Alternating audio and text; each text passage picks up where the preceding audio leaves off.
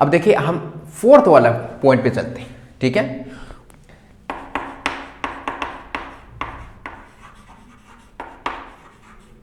इसमें हम पढ़ेंगे एक ए में कॉस्ट प्राइस के बारे में,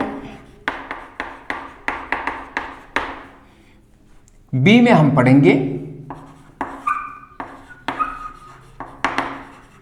सेलिंग प्राइस के बारे में, सी में हम प्रॉफिट के बारे में पढ़ेंगे और डी में हम प्रॉफिट परसेंट के बारे में पढ़ते हैं।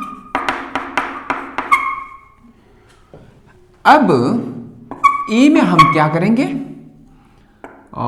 लॉस के बारे में पढ़ेंगे और एफ में हम लॉस परसेंट्स के बारे में स्टडी करते हैं, ठीक है। तो दोस्तों हमारे पास कितने पॉइंट्स हैं, 6 पॉइंट्स हैं, 6 पॉइंट्स हमने लेआउट कर दिया। तो दोस्तों इन्हें हमने क्या दिया कि प्राइस रिलेटेड जो है ये आपका मतलब कि एग्जाम्पल्स में है और टॉपिक में है आप लोगों का एक्सरसाइज 8.2 से पहले दिया हुआ, इसलिए हमने इसी को मेन मुद्दा बना लिया ताकि मतलब आप लोगों को चैप्टर के अंदर वही दिए हुए तो फिर आप लोग दिक्कत ना। कॉस्ट प्राइस और सेलिंग प्राइस कहने का क्या मतलब होता है, ये स्पेशली जो होते हैं जैसे आपके हमारे जो सोसाइटी में रहते हैं दुकानदार वगैरह जो होते हैं और जो बिजनेसमैन वगैरह जो होते हैं वो क्या करते हैं, कोई भी चीज़ों को खरीदते हैं और उस चीज़ को बिक्री कर देते हैं। अब एक बात यहाँ पर यह है कि जो खरीदते हैं उस कीमत को कॉस्ट प्राइस कहा जाएगा और जो बिक्री करते हैं उस कीमत को क्या कहा जाएगा, सेलिंग प्राइस कहा जाएगा। जो खरीदते हैं उसको हिंदी में क्या कहा जाता है, क्रय मूल्य कहा जाएगा और जो बिक्री करते हैं उसे क्या कहा जाएगा, विक्रय मूल्य कहा जाएगा, ठीक है दोस्तों। यहां पर क्या चीज है, सेलिंग प्राइस जो है, कॉस्ट प्राइस जो है क्रय मूल्य, और ये सेलिंग प्राइस आपका क्या चीज है, विक्रय मूल्य, ठीक है। और प्रॉफिट इसे लाभ कहते हैं और इसे आपके लाभ प्रतिशत हो जाएगा, इसमें आपका लॉस जो होता है इसे हानि कहते हैं, ठीक है। और नीचे हानि प्रतिशत। देखिए दोस्तों मैंने ये मोबाइल परचेस किया, ठीक है, ये मोबाइल परचेस किया, सपोज कर लेते इसकी कीमत अगर 15,000 है और इसे मैंने क्या कर दिया 14,000 में बिक्री कर दिया। मैंने कितने खर्चे किया 15,000 और जितने मैंने बिक्री किया तो मुझे क्या मिला, कम पैसे मिले, तो मुझे लॉस हुआ ना, हानि हुआ। और दूसरा यदि मैंने क्या कर दिया, ये मोबाइल मैंने 15,000 में खरीद लिया और किसी को पसंद आ जाता है, वो बोलता है भाई मेरे को चाहिए ये, मैंने उसे बोला चल कोई बात नहीं अब 16,000 दे दो, ठीक है। मैंने कितने में खरीदा, 15,000 में खरीदा, मैंने 16,000 में उसे बिक्री कर दिया। क्या हुआ, मैंने 15,000 रुपये खर्चा किया 15,000 रुपीज़ और मुझे मिल रहे हैं 16,000 रुपीज़, मतलब कि मुझे प्रॉफिट हुआ। प्रॉफिट कितने की हुई है, 15,000 जो है उसमें कितने प्लस करेंगे तो 16,000 होगा, 1,000 प्लस करेंगे तो कहने का मतलब कि जो बिक्री किया मैंने, जो विक्रय मूल्य जो हुआ यानी कि सेलिंग प्राइस जो है इसकी 16,000 है और कॉस्ट प्राइस कितने है 15,000 है। तो सेलिंग प्राइस से हम कॉस्ट प्राइस को माइनस करेंगे तब जाकर के प्रॉफिट आएगा, ठीक है। इसी पे फॉर्मूला बनेगा दोस्तों। अब देखिए क्या है, कॉस्ट प्राइस मतलब क्या होता है आपके, the price at which we purchase goods, ठीक है। यानी कि ऐसे एक मूल्य जिस पर हम किसी भी वस्तु को खरीदते हैं तो उसे क्या कहा जाएगा, आपके कॉस्ट प्राइस कहा जाएगा। सेलिंग प्राइस मतलब कि the price at which any article is sold, यानी ऐसे एक प्राइस जिस पर कोई आर्टिकल बेची जाती है, ठीक है, किसी आर्टिकल को बेचा जाता है, वो प्राइस को सेलिंग प्राइस कहा जाता है। आप लोगों को पता चल गया, जो कि एग्जाम्पल मैंने बताया, ठीक है, कहा जाएगा दुकान। देखिए दोस्तों अब प्रॉफिट जहां तक सवाल है किसकी, लाभ की और हानि की सवाल जहां तक है, तो देखिए मेन मुद्दा क्या है कि कोई भी दुकानदार यानी कोई भी बिजनेसमैन व्यापार क्यों करता है, लाभ कमाने के लिए, प्रॉफिट कमाने के लिए, ठीक है। कि वो सपोज कर लेते चौक का एग्जांपल लिया था हमने, 4 रुपीज़ का खरीदा और 5 रुपीज़ में उसने बिक्री किया, 1 रुपये उसको मिल गया, उसमें से वो अपना लेबर लगाएगा और मतलब कि पेट्रोल वगैरह के जो भी खर्चे हो उसमें से माइनस करेगा, कुछ तो मार्जिन बचता ही होगा। जब उसने 100 चौक होल्डर्स को उसने बिक्री किया तब जाकर के उसके मार्जिन बनते, एक चीज़ से मार्जिन इतने ज़्यादा नहीं बनता। तो उस दौरान यदि कोई चीज़ को जैसे CP इक्वल टू क्या होता है, इसमें आपका प्रॉफिट में हमेशा SP ग्रेटर रहेगा, ठीक है। SP कब होता है, सॉरी प्रॉफिट कब होता है, लाभ कब होता है, जब आपका SP is greater than CP। कहने का मतलब अगर 4 रुपए की चौक होल्डर खरीदी है और 5 रुपए में बिक्री किए हैं, तब जाकर के इसमें आपका प्रॉफिट इक्वल टू क्या होगा, profit equal to SP minus CP होगा, इक्वल टू आपका 5 माइनस 1 इक्वल टू ₹1। ठीक है दोस्तों, कहने का मतलब कि क्या है कि जब सेलिंग प्राइस ग्रेटर कब होगा, सेलिंग प्राइस ग्रेटर कब होगा भाई, जब आपने कॉस्ट प्राइस जितने जो दिया है, जो जितना आपने खर्चा किया अपने पॉकेट से चीज को खरीदने के लिए, जिसको आगे बिक्री करना आपने, ठीक है। अभी खरीदने तक आ जाइए, आपने इस चीज को खरीदा, कम पैसे में खरीदा और उधर बिक्री किया 11 पैसे में, भाई 11 पैसे वाले से कम पैसे वाले को माइनस करेंगे ना, यानी सेलिंग प्राइस जो माइनस होगा किससे, सॉरी सेलिंग प्राइस से किसे माइनस किया जाएगा, कॉस्ट प्राइस को माइनस किया जाएगा, तब जाकर के आपके क्या होगा, प्रॉफिट आएगा। इस कारण से यहां पर एक इक्वेशन सेटअप हो जाता है। रिलेशन क्या है, सेलिंग प्राइस और कॉस्ट प्राइस की, ये प्रॉफिट है, ठीक है।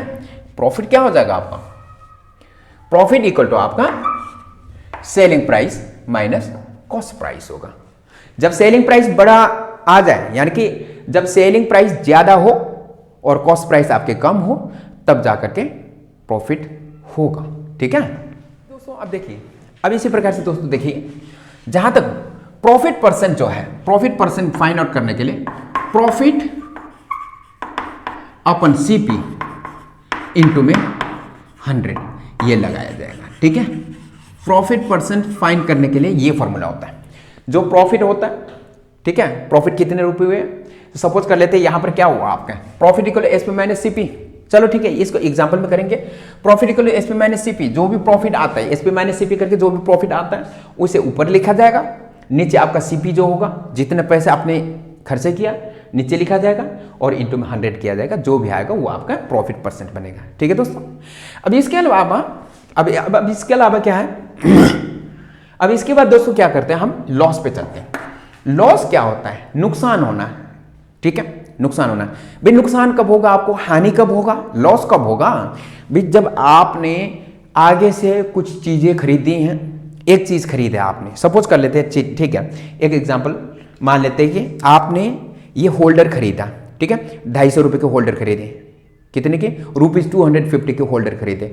इस होल्डर को आपने खरीद तो लिया, लेकिन रास्ते में क्या हो जाता है, ये किसी कारण बस टूट जाता है। टूट जाने के बाद 250 का तो आप सेल नहीं कर सकते हो, रिपेयर करके अगर बेचना चाहोगे तो आप क्या करोगे, 100 रुपीज में किसी को चेप दोगे, ठीक है, 100 रुपीज में किसी को चेप दोगे।